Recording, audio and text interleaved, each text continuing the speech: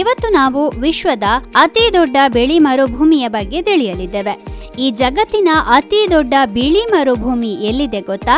ಅಂತಹ ಮರುಭೂಮಿ ನಮ್ಮ ಭಾರತದಲ್ಲಿರುವ ಗುಜರಾತ್ನಲ್ಲಿದೆ.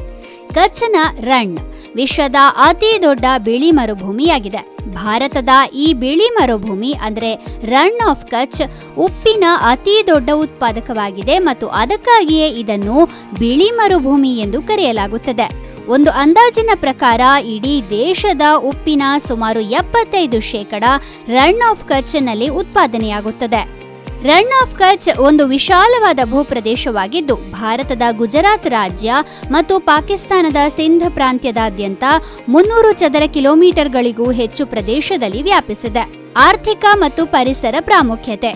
ಈ ಪ್ರದೇಶವು ಆರ್ಥಿಕ ದೃಷ್ಟಿಕೋನದಿಂದ ಮಾತ್ರವಲ್ಲ, ಪರಿಸರ ವಿಜ್ಞಾನ ಮತ್ತು ಜೀವವೈವಿಧ್ಯದ ದೃಷ್ಟಿಕೋನದಿಂದಲೂ ಕೂಡ ಬಹಳ ಮುಖ್ಯವಾಗಿದೆ. ಪ್ರತಿ ವರ್ಷ ದೂರದ ಸ್ಥಳಗಳಿಂದ ಫ್ಲೆಮಿಂಗೋಗಳು ಸಂತಾನೋತ್ಪತ್ತಿಗಾಗಿ ಭಾರತದಲ್ಲಿ ಬರುವುದು ಇದೊಂದೇ ಪ್ರದೇಶಕ್ಕೆ. ಹಾಗೆಯೇ ಕುದುರೆ ಜಾತಿಯ ಕಾಡು ಕತ್ತೆ ಅರ್ಥಾತ್ ಇಂಡಿಯನ್ ವೈಲ್ಡ್ ಆಸ್ ಕಂಡುಬರುವ ಏಕೈಕ ಪ್ರದೇಶವೂ ಕೂಡ ಇದುವೇ ಆಗಿದೆ.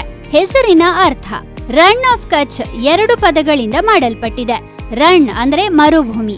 ಈ ಪದವು ಸಂಸ್ಕೃತ ಪದ ಐರಿನಾದಿಂದ ಬಂದಿದೆ. ಇದರ ಅರ್ಥ ಮರುಭೂಮಿ ಎಂದರ್ಥ. ಕಚ್ ಇದು ಗುಜರಾತಿ ಪದವಾಗಿದ್ದು ಇದರ ಅರ್ಥ ಕಚ್ಚಿ ಭಾಷೆಯನ್ನು ಮಾತನಾಡುವ ಜನರು ಎಂದು. ಅದಕ್ಕಾಗಿಯೇ ಈ ಸ್ಥಳಕ್ಕೆ ಕಚ್ ಎಂದು ಹೆಸರಿಡಲಾಯಿತು.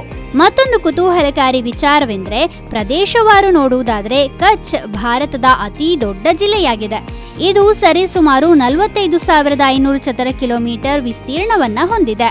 ಬಿಳಿ ಮರುಭೂಮಿಯ ರಚನೆ ಹೇಗಾಯಿತು?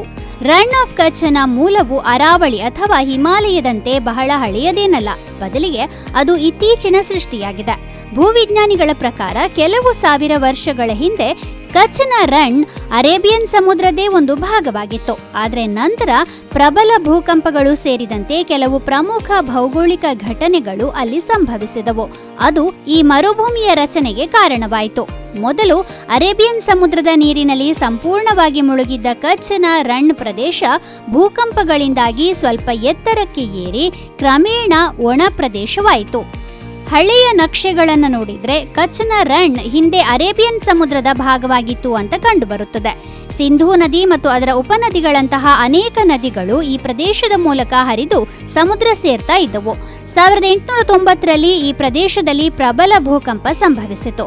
ಇದು ರಣ್ ಆಫ್ ಕಚ್ನ ಭೌಗೋಳಿಕ ರಚನೆಯಲ್ಲಿ 2 ಪ್ರಮುಖ ಬದಲಾವಣೆಗಳಿಗೆ ಕಾರಣವಾಯಿತು. ಮೊದಲನೇದಾಗಿ ನದಿಗಳ ಪಥ ಬದಲಾವಣೆ.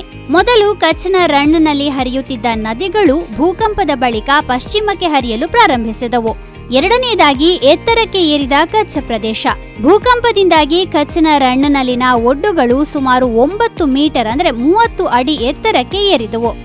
ಈ ಎತ್ತರದಿಂದಾಗಿ ಅದು ನೈಸರ್ಗಿಕ ತಡೆಗೋಡೆಯಾಗಿ ಮಾರ್ಪಟ್ಟು ನದಿಗಳ ಹರಿವನ್ನು ನಿಲ್ಲಿಸಲು ಪ್ರಾರಂಭಿಸಿತು.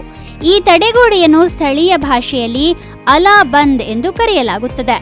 ಈ 2 ಕಾರಣಗಳಿಂದಾಗಿ ರಣ್ ಆಫ್ ಕಚ್ ಬಂಜರು ಭೂಮಿಯಾಯಿತು. ಆದರೆ ಮಳೆಗಾಲದಲ್ಲಿ ಈ ಪ್ರದೇಶವು ಸಮುದ್ರದ ನೀರಿನಿಂದ ತುಂಬಿರುತ್ತದೆ.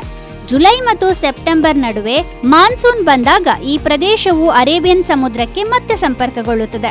ಅಕ್ಟೋಬರ್ ನಂತರ ಮಾನ್ಸೂನ್ ದುರ್ಬಲಗೊಂಡಾಗ ಸಮುದ್ರದ ನೀರು ಕ್ರಮೇಣ ಒಣಗಲು ಪ್ರಾರಂಭಿಸುತ್ತದೆ. ಈ ಸಮಯದಲ್ಲೇ ಸ್ಥಳೀಯ ಜನರು ಉಪ್ಪಿನ ಕೃಷಿ ಮಾಡುತ್ತಾರೆ. ಹೀಗೆ ರಣ್ ಆಫ್ ಕಚ್ ರೂಪುಗೊಂಡಿತು ಮತ್ತು ಇಂದು ಇದು ವಿಶ್ವದ ಅತಿ ದೊಡ್ಡ ಬಿಳಿ ಮರುಭೂಮಿ ಎಂದು ಕರೆಯಲ್ಪಡುತ್ತದೆ. ಹಾಗೆಯೇ ಇದರ ಮಧ್ಯಭಾಗದಲ್ಲಿ ಒಂದು ದ್ವೀಪವಿದೆ. ಆ ದ್ವೀಪವು ಮುಖ್ಯ ಭೂಭಾಗಕ್ಕೆ ಒಂದು ವಿಶಿಷ್ಟ ರೀತಿಯ ಸಂಪರ್ಕವನ್ನು ಹೊಂದಿದೆ. ಅದನ್ನು ಭಾರತದ ಅತ್ಯಂತ ಸುಂದರವಾದ ರಸ್ತೆಗಳಲ್ಲಿ ಒಂದೆಂದು ಪರಿಗಣಿಸಲಾಗಿದೆ. ಅದನ್ನು ರೋಡ್ ಟು ಹೆವೆನ್ ಅಂದರೆ ಸ್ವರ್ಗಕ್ಕೆ ಹೋಗುವ ದಾರಿ ಎಂದು ಕರೆಯಲಾಗುತ್ತದೆ. 30 ಕಿಲೋಮೀಟರ್ ಉದ್ದದ ಈ ರಸ್ತೆಯ ಮೇಲೆ ಚಾಲನೆ ಮಾಡುವಾಗ ಆಕಾಶ ಮತ್ತು ಭೂಮಿ ಒಂದಾಗಿ ವಿಲೀನಗೊಂಡಂತೆ ಭಾಸವಾಗುತ್ತದೆ. ನಾವು ಎಲ್ಲೋ ಆಕಾಶಕ್ಕೆ ಪ್ರಯಾಣಿಸ್ತಾ ಇದ್ದೇವೇನೋ ಅಂತ ಅನಿಸಿಬಿಡುತ್ತದೆ. ಅದಕ್ಕಾಗಿಯೇ ಈ ರಸ್ತೆಯನ್ನ ರೋಡ್ ಟು ಹೆವೆನ್ ಎಂದು ಕರೆಯಲಾಗುತ್ತದೆ. ರಸ್ತೆಯ 2 ಬದಿಗಳಲ್ಲಿನ ನೋಟಗಳಂತೂ ಬೆರಗುಗೊಳಿಸುತ್ತವೆ ಮತ್ತು ನಿರಂತರವಾಗಿ ಬದಲಾಗ್ತಾನೆ ಇರುತ್ತವೆ. ಕೆಲವೆಡೆ ಅವು ನೀರಿನಿಂದ ಆವೃತವಾಗಿದ್ದರೆ ಮತ್ತೆ ಕೆಲವೆಡೆ ಬಿಳಿ ಬಿಳಿ ಉಪ್ಪಿನ ಮರುಭೂಮಿ ಇರುತ್ತದೆ. ಕೆಲವು ಸ್ಥಳಗಳಲ್ಲಿ ಉಪ್ಪು ನಿಕ್ಷೇಪಗಳು ನೆಲದಿಂದ ಮೇಲೆ ಇರುವ ಹಿಮನದಿಯ ತುಂಡುಗಳ ಹಾಗೆ ಗೋಚರಿಸುತ್ತಾ ಹಿಮದಿಂದ ಆವೃತವಾದ ಮಂಜುಗಡ್ಡೆಯನ್ನು ಹೋಲುತ್ತವೆ. ಈ ಅಂಶಗಳೆಲ್ಲ ಒಟ್ಟಾಗಿ ಗಮನಾರ್ಹವಾಗಿ ವಿಶಿಷ್ಟ ಮತ್ತು ಸುಂದರವಾದ ದೃಶ್ಯವನ್ನ ಸೃಷ್ಟಿಸುತ್ತವೆ. ರೋಡ್ ಟು ಹೆವನ್ನ ಉದ್ದಕ್ಕೂ ಇರುವ ನೋಟಗಳು ನಿಜವಾಗಿಯೂ ಸ್ವರ್ಗದ ಸೌಂದರ್ಯವನ್ನು ಪ್ರತಿಬಿಂಬಿಸುತ್ತವೆ. ನಿಜಕ್ಕೂ ಪ್ರಕೃತಿಗೆ ಪ್ರಕೃತಿಯೇ ಸಾಟಿ ಅಲ್ವಾ?